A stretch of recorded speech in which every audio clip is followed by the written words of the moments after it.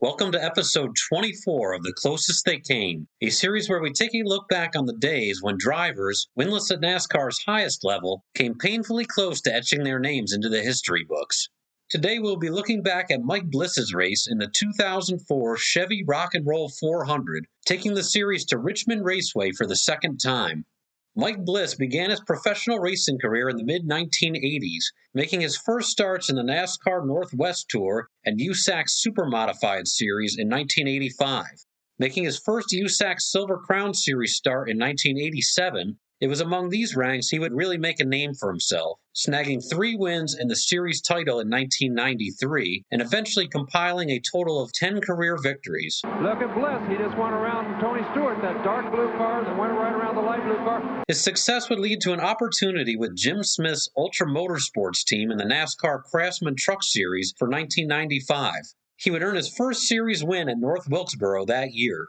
Remaining a staple in the series for years, his best season would come in 2002 driving for Express Motorsports, where he would earn 5 wins and take home the series title. Ooh, nice little dancing move there by Bliss. His nickname is Hammer as he jumps into his crew. These guys are awesome. They've been working really, really hard. This IWX Chevy was bad to the bone today. Dave made great calls. We changed 3 springs, bars, and everything. We didn't know what it was going to do. The guy on the right rear end, he's been struggling. He pulled 2 rubbers out at the stop, put a rubber in at the last stop, and came out first. For the 2003 and 2004 seasons, he would sign on with Joe Gibbs Racing to drive the number 20 Busch Series entry full-time with the added benefit of getting limited Cup Series starts in the team's number 80 car. By the time teams pulled into Richmond International Raceway in September of 2004, Bliss had made 32 Cup Series starts, most of them coming with Eel River Racing in the year 2000, where he earned his first career top 10 finish in the Fall Talladega race. He would line up 33rd after averaging 125.733 miles per hour on his timed lap around the 3/4 mile oval. Moving up to 32nd by the time Todd Bodine's accident in Turn 3 brought out the first caution on lap 8. The action would resume on lap 12. Kyle Petty would spin shortly thereafter, bringing out the second yellow. Having snagged another position, Bliss would take the green from 31st on the restart. Carl Edwards would bring out the third caution on lap 52. The lead lap cars, including Bliss, would pit here. He would line up 32nd for the lap 59 restart. A long green flag run would commence here, and with a well-handling car, Bliss would work his way up to 20th before the lap 142 caution for alleged debris coming off of Carl Edwards' car in Turn 2. Following the leaders into the pits, he would retain the 20th position for the lap 147 restart. The caution would come out officially for debris once more on lap 157 after multiple cars would slide out of the groove in turns 3 and 4. Staying out under the yellow, he would restart from 18th on lap 164.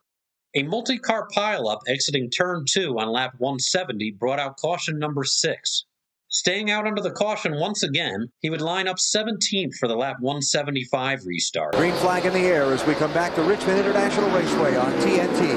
None of the leaders pitted. A couple cars toward the end of the field with accident damage. Did that story in a minute. Jimmy Spencer and Casey Mears would trigger a 10-car pileup 5 laps later exiting Turn 4, slowing the event for the 7th time. After a lengthy cleanup, things would get back underway on lap 192, with Bliss firing off from the 14th position. Ward Burton's incident in Turn 3 would bring out the 8th yellow 2 laps later. Bliss would pit for service during this caution, lining up in 22nd for the lap 202 restart. Casey Kane would spin in Turn 2 after contact from Dale Earnhardt Jr. on lap 206, slowing the event for the 9th time. Bliss would restart from 18th on lap 211 and would continue to move forward throughout the ensuing green flag run.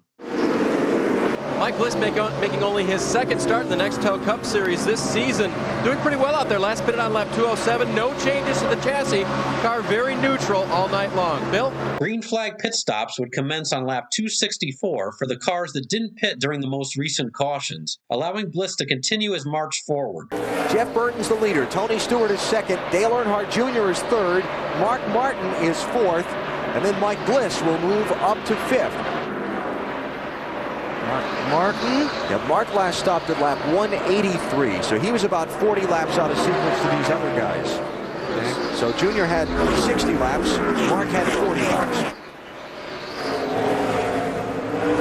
Bliss underneath Mark Gardner, trying to take the spot. And that's going to be for second place. And again, Mark being pretty careful tonight, or as careful as you can be if you're racing on a Nextel Cup short track. Pretty nice job by Bliss tonight. Marty told you earlier, I think it was Marty, his second Nextel Cup Series race this season. Ran the Chicago race earlier this year, finished 31st for Joe Gibbs. And he's trying his best not to slide up, not to get in the corner too hard and slide up and hit the 6 car. And you notice Mark's giving him a lot of room when they go into the corner. Mark's not driving right down on the left side. Dale Jarrett would send Jimmy Spencer around in turn 4 on lap 292, bringing out the 10th and final caution of the evening. Bliss would take advantage of the caution to pit, and after a great stop by his Joe Gibbs Racing Busch Series crew, would be the first car off of pit road. Lining up in second behind Kurt Busch and the tail end of the lead lap cars, all of which stayed out under the yellow. 8 cars who had made green flag pit stops stayed on track under this yellow. They are tail end of the lead lap in front of Kurt Busch. The final run of the evening would kick off on lap 300. 80-car Mike Bliss, great run for those guys. That's his Busch Series crew pitting him. Got him off pit road so fast, Steve Eddington, the crew chief, said, "I'm so excited I forgot to stop the stopwatch. I knew it was good. I just didn't know how fast we did it." Weber? Battling amongst the leaders throughout the run, Bliss would ultimately cross the line in 4th place behind Jeremy Mayfield, who would earn his first victory of the season and the 4th of his career. Bliss would go on to make 146 more starts in the Cup Series, managing to earn 5 additional top 10 finishes, mainly in mid-tier to back marker equipment. This is the battle right here. Brian Vickers, he's on the high side. Got a little bit of a run off turn 2. But a big block by Bliss. It's going to get exciting down here, boys. Go or go home time right now. Vickers turns it to the bottom, but he can't get by. He just can't get enough nose under him without getting into him. Oh, he did get him. sideways. Wins him and Vickers wins. He did. Vickers has beat him across the line just by a car length. Mike Bliss did a whale of a job. He would attain success in the Busch Series following his Richmond run, claiming the first of his 2 series victories less than a month later at Charlotte Motor Speedway, and eventually would compile 3 top 5 points finishes. His final NASCAR start would come at Kentucky Speedway in 2016. A standout among the USAC ranks and a NASCAR Truck Series champion with 15 overall victories in National Series starts, Mike Bliss was a formidable talent behind the wheel. Making the best of limited opportunities at the Cup level, on one fall Saturday evening in Richmond, he managed to contend for the win on NASCAR's biggest stage.